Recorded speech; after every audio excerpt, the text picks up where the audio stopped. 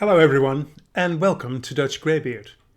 I've committed myself to reading DiscWorld in its publication order, with the exception of the Tiffany Aching sequence. The first book in this sub-series, The Wee Free Man, pulled me back into Sir Terry Pratchett's creation. The second one, A Hatful of Sky, scored a little bit less, but Wintersmith picks it up again. This book I read from March 23 to March 31. So it took me 8 days altogether to finish it.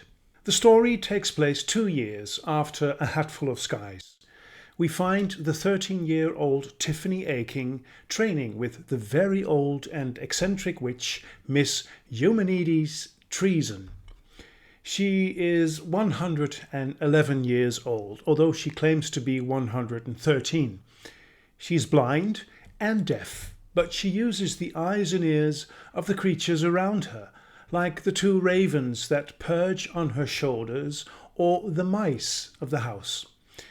She uses 2 skulls for candle holders, and she does all within her power to scare people off, with spiders and their webs and stuff like that. Playing the real witch, so to speak.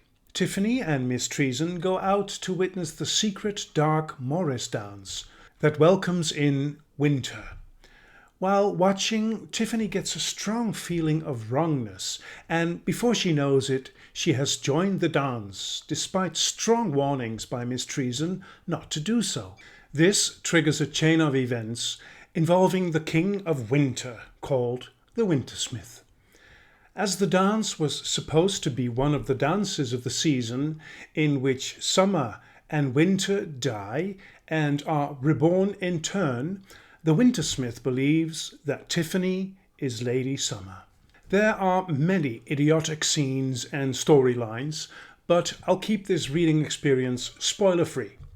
Around page 100 I scribbled in the margin, "With Pratchett, it seems up until now as if there is hardly a connection between the different chapters, as if every event has nothing to do with what happened previously." This also happens with certain lines that seem to stand completely on their own. For instance, at page 35, Tiffany, while dusting, knocks over one of the skulls of Miss Treason, and suddenly Tiffany knew a lot more about Miss Treason than Miss Treason probably wanted anyone to know. At this point in the story, this is meaningless and confusing. It turns out that this snippet hints at the secret of Miss Treason, that she purchases all her scary stuff, like the spiders, the skulls and the webs, from a carnival shop called Buffo. You could spend years trying to be a witch, or you could spend a lot of money with Mr. Buffo and be one as soon as the postman arrived. This we learn only some 130 pages later in the book. The story itself is rather serious, apart from the occasional witty and punny observation, like, "When the gods made sheep, they must have left their brains in their other coat." But thankfully, the Knack McFeagle lighten up the place regularly with their own special way of dealing with reality. When Miss Treason explains to Rob Anybody that she told Tiffany not to do anything at the Morris dance, he replies, "Ach, people are always telling us no to do things. That's how we ken what's the most interesting things to do." The little blue men, led by Daft Woolley, my favourite character of them all, talk about their kelder, Jeanie, to whom Rob Anybody is married. Woolley explains that the most dangerous signs their kelder shows when she is displeased with them, like pursing the lips, folding the arms, or tapping the feet. With every new sign, the other Feagles cry, "Oh, waily, waily," and "Ah," and bang their heads on trees or tear out their hair. When Rob Anybody repeats the signs, he gets irritated with all the ahs and ahs and shouts. "Will ye scunners knock it off with the groaning before I starts banging heads together, right?" All the Feagles fell silent except one. "Oh, waily, waily, waily! Ooh, ah! The personal, the—" He stopped and looked around in embarrassment. "Daft Woolley," said Rob Anybody with icy patience. "Aye, Rob." You ken I told yous there was times you should listen to what I was saying. Aye, Rob, that was one of them times. Daft Woolly hung his head. Sorry, Rob.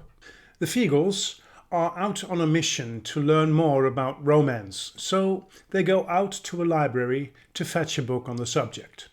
They disguise themselves as a human, which they do regularly and is always very funny. When the library lady, to whom books are something sacred, asks what kind of romance they're looking for, the answer is, "Oh, one with a cover on, you can, and with pages with all wordies on them." When Rob Anybody, who is doing the talking, mentions how cold it is in the library, the lady does some explaining as to why, to which Rob Anybody says, "Aye, but you's got a stove and all them dry old books." "Yes, we know," said the librarian, looking puzzled. There was the kind of wretched pause you get when two people aren't going to understand each other's point of view at all. Besides the laughter, there is also enough beauty to be found within the intricate prose of Sir Terry, like the recurring theme of balance and the seesaw. If you had the perfect centre, if you got your mind right, you could balance. In the middle of the seesaw is a place that never moves. Or when the nature of summer and winter are revealed, the Wintersmith and the summer lady danced. The dance never ended. Winter never dies, not as people die. It hangs on in late frost and the smell of autumn in a summer evening, and in the heat it flees to the mountains. Summer never dies. It sinks into the ground. In the depths of winter, buds form in sheltered places, and white shoots creep under dead leaves. Some of it flees into the deepest, hottest deserts, where there is a summer that never ends. When Nanny Ogg gives some advice to Tiffany, she wants to write it down. "You don't need to write it down, love," said Nanny. "It's written down in you somewhere, on a page you haven't read yet, I reckon." Here's an overview of all my Discworld reads so far, in the chronological order in which I read them. Up until now, I've rated them below 80 points.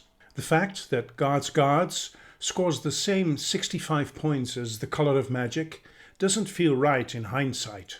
Guards was my first introduction to this peculiar world Sir Terry has created.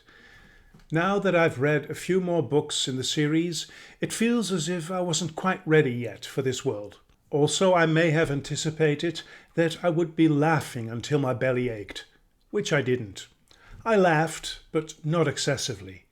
Perhaps when I get around to number 8, I just may reread that one. That doesn't change the fact that up until now my scores for Discworld are not enthusiastically high. I'm afraid this is because there's always a fair amount of absurdism in these books, which simply is not my cup of tea. Also, the somewhat confusing way of storytelling is not helping. On the other hand, in these Tiffany Aching books, I love the Neck McFeagle, who even know how to drive death crazy. And I also love the almost spiritual symbolism and implications of this story. These books are simply great fun to read, but I doubt there will ever pop up a 5-star read in the Discworld for me.